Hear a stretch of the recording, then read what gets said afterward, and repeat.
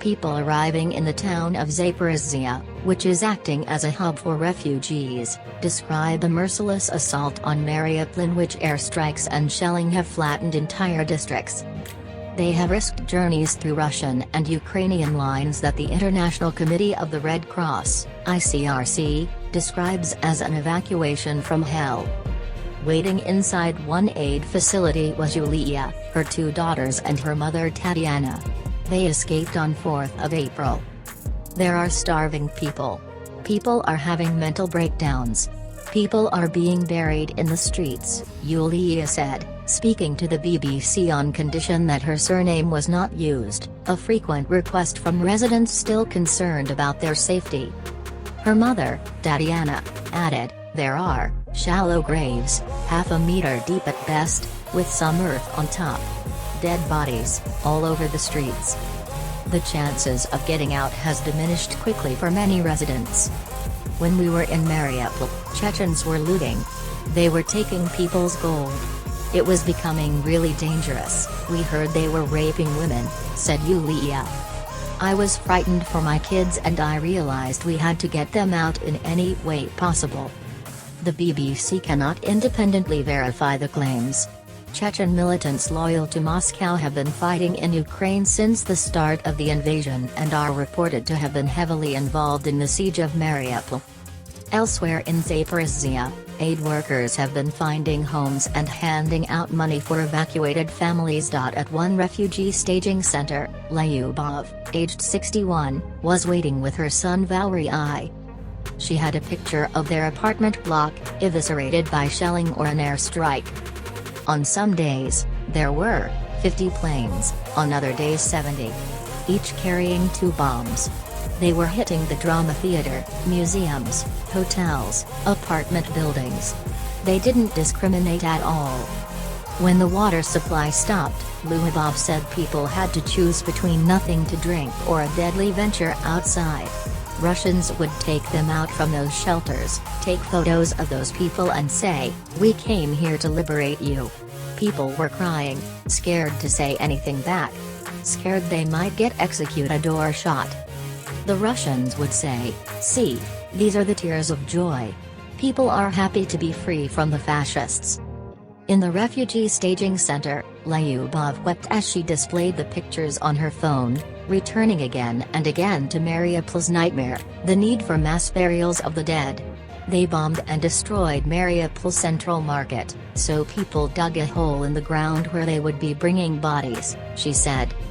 "We were told they would be buried there. But we still don't know if that happened."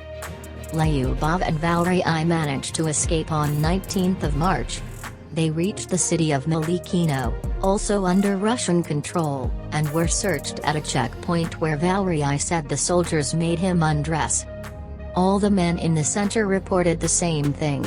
Russian soldiers looking for fighters stripped them to their underwear, searching for tattoos or rifle butt marks on men's shoulders. On Wednesday, 8 buses carrying evacuees were escorted by the ICRC into Zaporizhzhia. The arrivals had all the belongings they could carry. They looked exhausted and shell-shocked. Some said the communication collapse in Mariupol is so bad they spent weeks not knowing whether the rest of the country had fallen to the Russians. One of the first off the buses was Anna. She had made her own way to the town of Berdyansk, about 50 miles, 80 kilometers, away, the closest the ICRC buses could get to Mariupol. Mariupol is a graveyard now. All the neighborhoods are covered in the graves of civilians, she said. Unfortunately, not everybody got out. We have relatives in Mariupol who we haven't had communications with since the end of February. We don't know if they are alive or not, she added. Moscow claims it has evacuated civilians held by Nazi battalion fighters in Mariupol. Ukraine says up to 40,000 people have been forcibly deported to Russia, with some held in filtration camps where they are investigated. Many people have lost contact with close relatives and have no way of knowing whether they have survived. Yevgeny Ilisenko was also waiting at a refugee center in Zaporizhzhia. He left Mariupol for a work trip before the war started. The invasion happened the day he was due to return home. He is stuck in Zaporizhzhia, and hasn't heard from his wife Svetlana since their last contact in early March. The message, from her, was "We're being bombed," he said. He scrolled through pages of text messages to his wife, asking where she was, whether she was safe. "Last time I talked to her was 2nd of March. So for over a month I haven't spoken to her. I don't know what happened to her. I don't know whether she's alive." He had considered trying to make a trip to Mariupol, back across Russian lines. "But, if I get caught by the separatists, they're going to hand me a rifle and tell me to go and shoot my own people. Or execute me if I refuse to do that," he said. I asked what he knows about his home. He replied, "It doesn't exist anymore, it's been destroyed by shelling or an airstrike. So essentially there is nowhere for me to return to. That is real genocide, what you have seen here," Ukrainian President Vladimir Zelensky said from Bucha. Poland's Prime Minister Zelensky agrees the killings in Bucha and other towns near the capital must be called acts of genocide and be dealt with as such. And UK Prime Minister Boris Johnson said attacks on civilians in Bucha do not look far short of genocide. But the US and the West's NATO military alliance have stopped short of using the word to describe what's happening in Ukraine.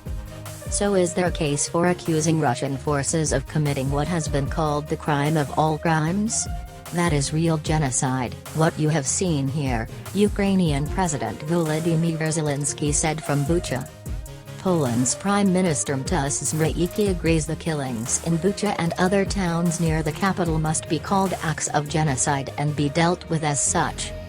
And UK Prime Minister Boris Johnson said attacks on civilians in Bucha do not look far short of genocide.